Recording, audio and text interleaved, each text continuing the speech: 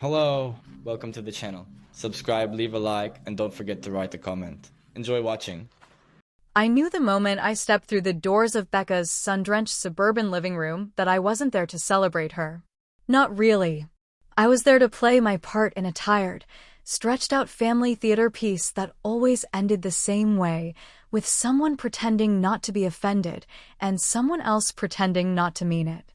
The decorations looked like they came from a Pinterest board that hadn't been updated since 2011, pastel pinks, gold glitter letters, and those idiotic paper fans that always fall halfway through the party.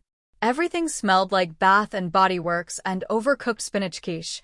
I hadn't even made it 10 steps into the house when Aunt Carol hugged me with one arm and muttered, "So good to see you, honey.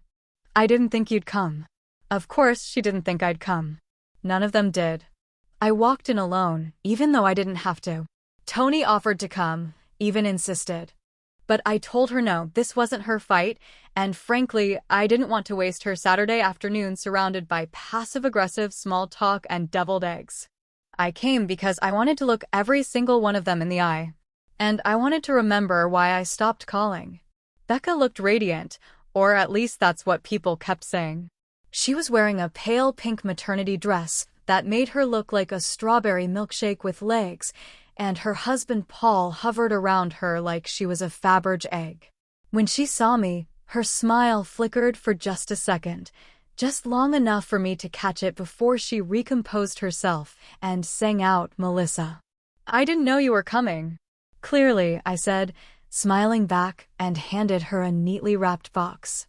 I had picked something off her registry, a top-of-the-line baby monitor, probably more high-tech than her marriage.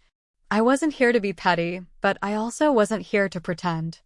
The party trudged along like every other forced family gathering, small clusters of women talking about daycare waiting lists and gluten-free baking, while the men gathered near the backyard grill with beers in hand, laughing just a little too loudly. I wandered between conversations, sipping club soda and dodging questions like, "So are you still in that? What was it? Food thing? And ever think about freezing your eggs?" Then came the gift circle. That's where things always spiral, right? Something about forced gratitude and paper confetti brings out the worst in people. Becca sat in the center of the room, surrounded by a tower of pastel packages, glowing like a fertility goddess. I found a seat near the edge, next to a fake ficus and across from my mom. Susan. 64. Lipstick always too red. Opinions always just one notch past appropriate. She wore her Sunday smile tight and pinned in place, and kept her eyes on Becca like she was watching the second coming of Christ. I could feel her looking at me sideways, like she wanted to say something but was still picking the words.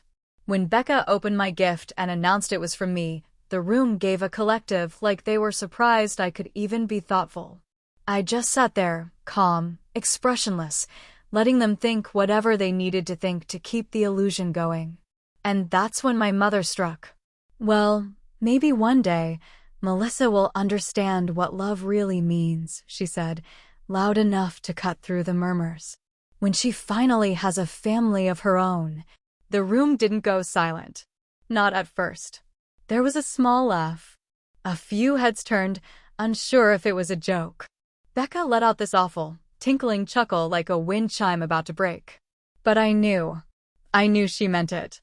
I turned my head slowly, not rushing, not flinching. I looked her square in the eyes and smiled. "I do have one," I said, steady and clear. "I just didn't invite anyone who doubts it." Silence. The kind of silence that doesn't come gently, but hits like a slap across a dinner table. You could hear someone's bracelet clinking against their glass. Aunt Carol coughed. Someone whispered, "Well," that was uncalled for from the back, but nobody followed it up with anything. Susan's face dropped like a bad souffle. She blinked 3 times, then looked away like she'd just been caught stealing from the collection plate. And I sat there, still, unmoved. I didn't say another word. I didn't have to. The room was filled with people who suddenly remembered they needed to check on something in the kitchen or refill their drinks. Becca looked stunned, mouth slightly open, gift wrap half torn in her lap, like the moment got frozen in amber. What no one knew, what they hadn't bothered to learn, is that my family wasn't some future fantasy or ticking biological clock waiting to go off. My family had already been built, and it was strong, stable, and a hell of a lot more loyal than the people sipping mimosas and pretending they never said the things I'll never forget. The rest of the shower was a blur of forced smiles and stilted small talk. I said my goodbyes without hugging anyone. I got in my car, took off my heels, and drove straight to Tony's restaurant, where the staff cheered when I walked in. Someone handed me a glass of wine, and within 5 minutes, I was laughing again. They always say family's everything. But here's the thing, they never tell you what to do when your family stops seeing you. And worse, what to do when you finally stop caring. As I poured another glass and laughed at a story I'd already heard a dozen times, I thought about what came next. Not just for me, but for all of them. Something had shifted in that room. Something small, but irreversible. And I knew one thing for sure. That wasn't the end of it. Not even close. It's strange how memory works, not like a book you open and read, but more like a bruise you poke until it hurts again, just to prove it's still there. That night after the baby shower, I didn't cry. I didn't throw things or rant or even tell Tony much more than the basics. I just sat there on the couch, curled into her side, and let the memories crawl back out like roaches from under the floorboards, unwelcome, persistent, and damn near impossible to kill. I was maybe 6 the first time I realized something about me was off in their eyes, like a stain they couldn't quite scrub clean but wouldn't admit was even there. I'd asked for a dinosaur backpack for kindergarten, and Susan bought me a pink one with glitter hearts instead. "Why don't you like pretty things?" she'd asked, smiling like she was joking, but watching me like she wasn't. Later, when I cut my hair short, she told me I looked confused. That was her favorite word. Confused. As if every choice I made was just a detour on the road back to what she considered normal. It got worse in middle school. The whispers at parent-teacher night. The way she once told me, "Boys won't like you if you act like that." Like what, Mom? Like myself? I remember wearing jeans to a family gathering and hearing her mutter under her breath to Aunt Carol, "It's like she wants people to think she's a boy."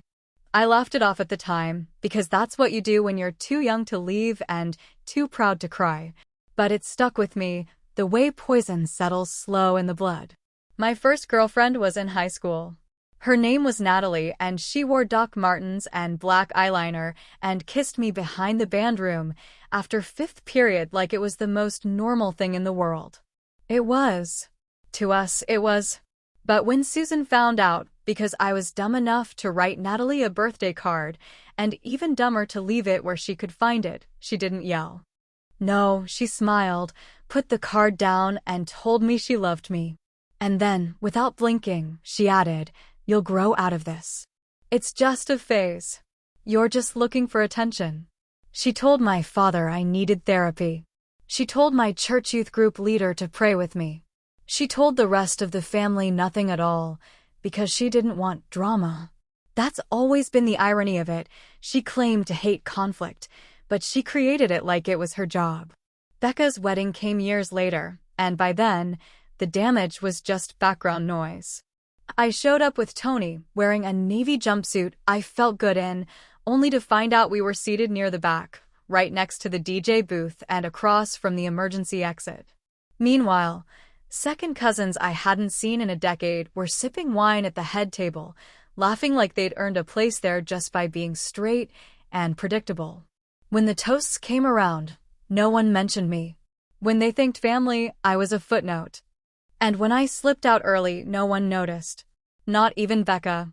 But the worst moment, the one that still sticks like gum on the bottom of my soul, was my father's funeral. He wasn't perfect, but he was quieter, gentler, more measured than Susan ever was. He accepted me in a way she never could. And when he died, it was like the one person who could soften her sharp edges was gone, and she no longer needed to pretend. At the service, I tried to give a eulogy, just a few words about the man I knew, but Susan cut me off. Said the program was full, said it would be too emotional. As if grief needed to be tidy. As if my love for him was somehow less important than her control over the room. My mom once said that love is patient, kind, and forgiving. But what she meant was love is conditional. You give it as long as the person looks and lives exactly the way you want. That's not love. That's a contract. And trust me, I know, because for the last 27 years, I've broken that contract 124 times. They'll tell you she was a good mother. They'll say she just wanted the best for you. But they weren't there for the quiet silences at dinner when I wore the wrong clothes. They didn't see the way her jaw clenched every time Tony called our house. They didn't read the passive-aggressive birthday cards or hear the endless questions that weren't questions, just judgment dressed up in concern. So yeah, I came to the baby shower alone. But not because I didn't have a family. I came alone because they never showed up for me when it mattered, and I was done pretending that blood meant anything more than shared trauma. I was still letting that thought hang in the air when I felt a tap on my shoulder. It was Aunt Linda. Older than Susan, louder than Susan, and far less subtle. She'd never liked me much growing up, but there was something different in her eyes now. Something sharper. "You think she's bad," she said, glancing toward the kitchen where Susan was laughing too loud. "Wait till you see what Becca did."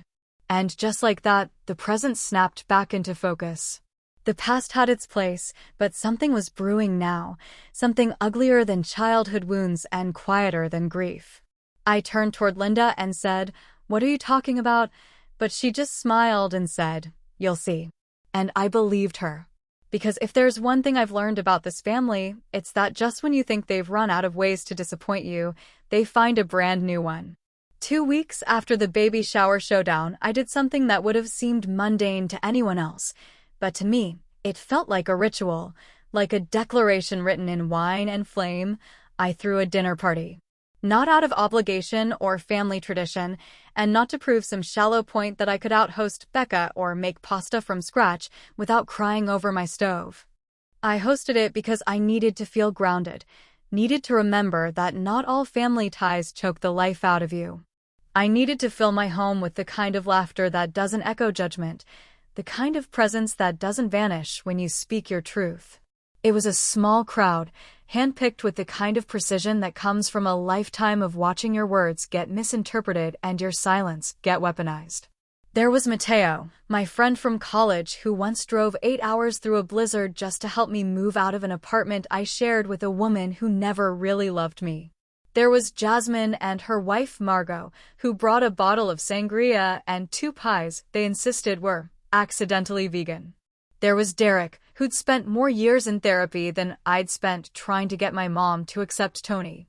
And then, of course, there was Tony herself, my anchor in this chaos, who'd already been home 3 hours before everyone arrived, filling the kitchen with the smell of roasted garlic, olive oil, and enough warmth to dissolve every trace of that damn shower out of my mind.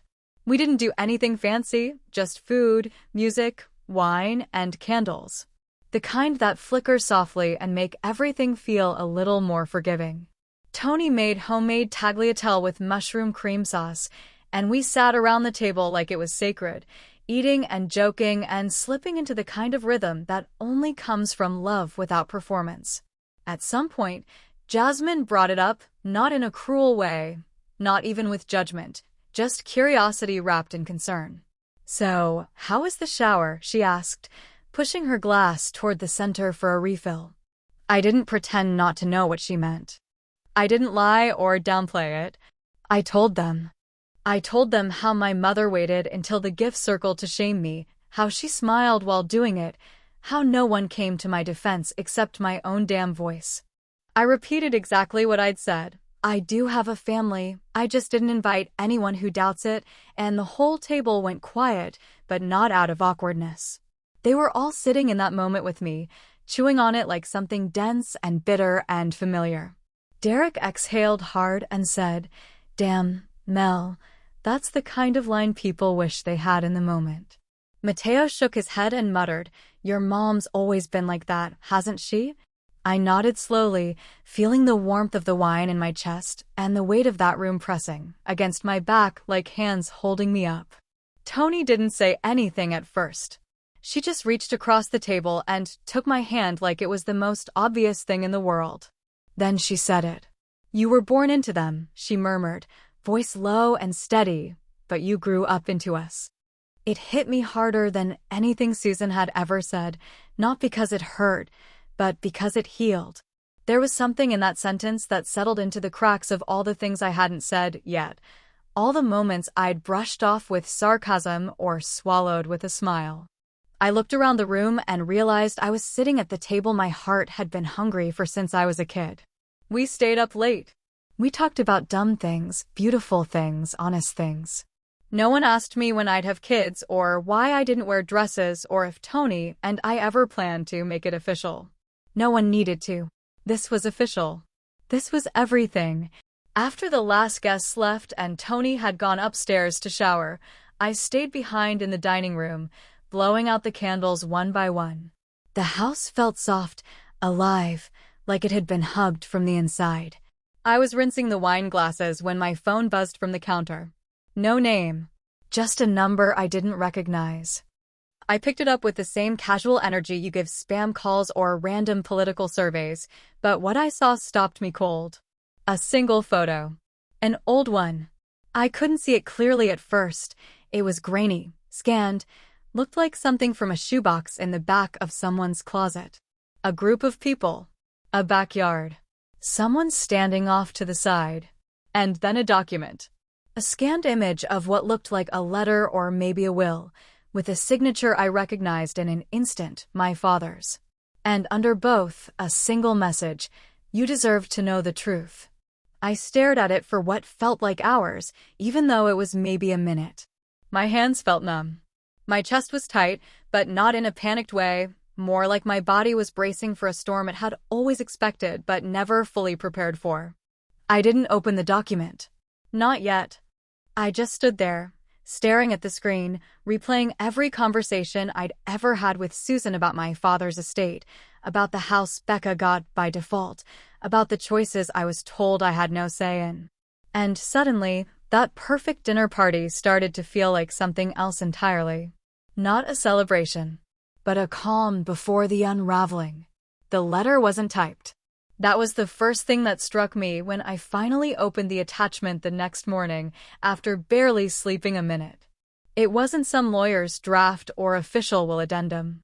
It was a scanned, handwritten letter on old stationery, the kind my father kept in his desk drawer beside a rusty pair of scissors and 2 dried-out pens that had probably stopped working back in the Clinton administration. His handwriting was unmistakable, neat, deliberate, and full of the same gentle tension he carried in his voice, especially when he spoke about difficult things. The letter was dated 2 weeks before he died, which meant he must have written it while I was still bringing him soup and helping him to the bathroom, back when he'd sometimes forget the day of the week but never forgot to thank me. It was addressed simply, "For Melissa." No dear. No salutation. Just my name. He didn't ramble. He never did. It was straight to the point. He said he wanted me to have his share of the family property, the small house my grandfather built, the one Becca lived in now with her perfect husband and her perfect nursery filled with neutral colors and overpriced toys. He wrote that he had spoken with Susan and that she was resistant, but he hoped she would do the right thing. He added, "And I remember this clearly, I know it's not much, but I want you to have something that's yours, truly yours." By the time I reached the end, my eyes were burning, not with tears, but with heat, the kind that starts in your stomach and climbs up through your chest like a match crawling along gasoline. I could see it all now, how calm Susan had been at the lawyer's office, how she'd told me he didn't leave any instructions about the house. "It's fine. Becca needs the space more than you do." I'd believed her. I hadn't even pushed back. I was too wrapped in grief to question whether she might be lying. It wasn't just emotional neglect anymore. It wasn't just cruelty. It was theft. She stole from me. She stole what was mine, not just a piece of land, not just the bricks and wood, but the one thing my father tried to leave behind just for me. And she buried it, like she's always tried to bury every part of me that didn't fit into her picture of how a daughter should be. I didn't call Susan. I didn't even message Becca. I called Aunt Linda. She picked up on the third ring with that same gravelly voice, like she'd just finished her first coffee and her last cigarette. "You sound like hell," she said, not unkindly. "I have a question," I said. "And I need a real answer." "Shoot." I told her about the letter. I told her I had proof. There was silence on the other end, long enough that I thought maybe the call had dropped. Then she exhaled and said, "Well." I wondered when that would come out. "So she knew." She knew. "You knew?" I asked, not even trying to hide the fury in my voice. "You knew he wanted me to have the house?" "I did," she said, steady and flat, like she'd been waiting to be asked. "Your dad told me. He didn't trust Susan to follow through, but he was too tired to fight her. He said he'd write it out and hope for the best." "And you didn't think to tell me?" "Melissa," she said, and I could almost see her shaking her head through the phone, "I knew your mother. I knew she'd never give it to you. And I figured if I pushed it, she'd make it worse. She told me you didn't need that kind of responsibility anyway." Responsibility. That was the word she used. Like owning a piece of your family's history was a burden I wasn't capable of carrying. Like I was some drifting teenager instead of a grown woman with a mortgage and a partner and a job that didn't require anyone's approval. "Do you know what that house meant to me?" I asked, my voice breaking in places I didn't expect. "I do," Linda said, softer now. "And I'm sorry. I really am. But Melissa, if you go after it now, it's gonna be a war." I didn't say anything. I just sat there, phone pressed to my ear, staring at the sunlight spilling across the floor like it had no idea what kind of storm was gathering in my chest. A war. Fine. Let it be a war. I'd spent my whole life being the one who stepped back. The one who stayed quiet at Thanksgiving while the jokes came at my expense. The one who swallowed her anger so it wouldn't disrupt the family dynamic. The one who believed that if I was just patient enough, kind enough, palatable enough, they'd finally love me for real. But this wasn't just about love anymore. This was about truth. About boundaries. About standing up, even if I had to stand alone. I didn't scream. I didn't slam the phone or curse the air. I just smiled, quietly, bitterly. The kind of smile you make when something inside you snaps but doesn't break. "Fine," I whispered, more to myself than to Linda. "Let's play then." And I meant it. Because some wars aren't about destruction. Some wars are about reclaiming what was always yours in the first place. And this time, I wasn't going to lose. The invitation was handwritten, not printed, because I wanted every member of that fractured, passive-aggressive, gossip-ridden family of mine to feel the weight of intention behind it. I didn't dress it up in calligraphy or gloss it over with sweet lies. It simply read, "Brunch. Sunday, 11 o'clock. Come hungry." And at the bottom, the address of the newly renovated community center with no other context, no signature, and no attempt to lure them in with sentimentality. I sent them one by one, not through a family group thread or mass email, no, I wanted to control this moment. I wanted each of them to hold that card in their hands and wonder what the hell I was up to. The space had once been a rundown hall near the edge of downtown, more forgotten than condemned, full of peeling paint and sagging ceiling tiles. But in the last 6 months, I'd put money and hours and more than a few sleepless nights into turning it into something real, something lasting, something my dad would have been proud of. The kitchen was the crown jewel, shiny stainless steel, double convection ovens, wide prep tables, open shelving, and a plaque bolted into the wall just above the door. It read, "In memory of James Holloway. He fed his family. He fed his truth." That part wasn't negotiable. I didn't ask Susan. I didn't ask Becca. I didn't ask permission.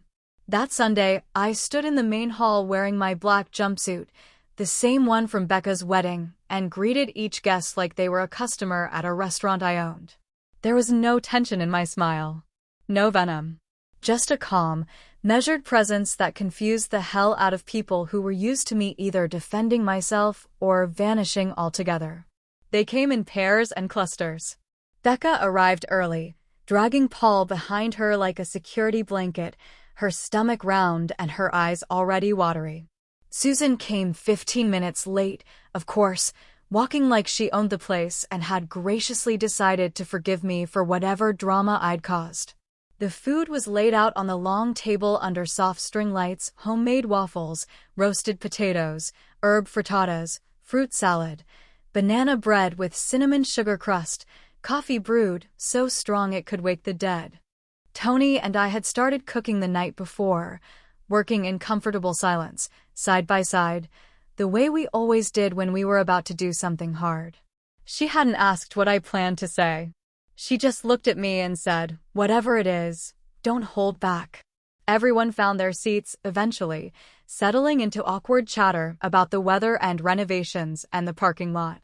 I let them stew for a while, chewing through the discomfort like it was overcooked meat. Then I stood up, walked toward the kitchen door, and placed my hand on the plaque. The room went still, like someone hit pause.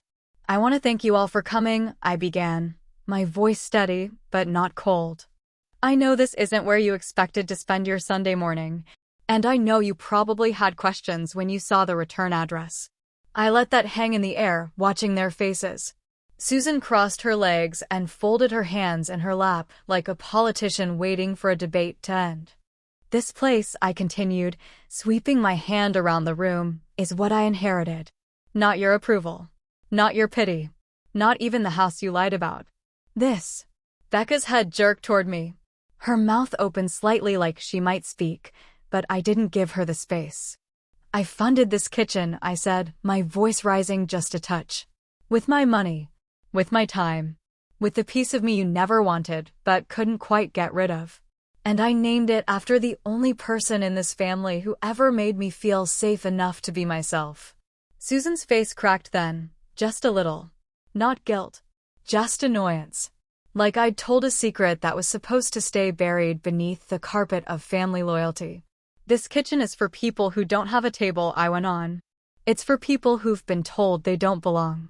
It's for people like the girl I used to be, who sat in her room on Christmas Eve because no one asked how she was doing. That girl deserved more than crumbs." Becca started crying softly. Paul reached for her hand, but she pulled it away. Susan stood up. "I won't stay here and be insulted," she said, loud enough to draw attention. "You've already stayed too long," I replied, not even looking at her. "You made it clear years ago that you didn't want to understand me. But you will respect the space I built." She stormed out without another word, her heels clicking across the linoleum floor like punctuation marks in a tantrum. Becca stayed. She cried quietly into her plate. Linda watched from the corner, arms crossed, mouth tight, unreadable. When it was all over, I sat beside Tony on the back steps of the center, sipping cold coffee and watching the sky go dull with clouds. My body was calm. My hands weren't shaking. I didn't feel triumphant. I didn't feel broken. I felt done. Tony leaned her head against my shoulder and whispered, "What now?" I thought about it for a long moment, listening to the silence that followed after years of shouting inside my head. "I don't know," I finally said. "Maybe nothing. Maybe everything. But at least I'm done asking them to love me." We sat there for a while, not speaking, just breathing. And I knew, without bitterness, without fear, that I had finally pulled the last nail from the coffin they built for the version of me they wanted. Sometimes, the most painful truth is that people can love you and still not deserve a place in your life. And sometimes, you've got to make peace with never hearing, "I'm sorry," from the person who hurt you most.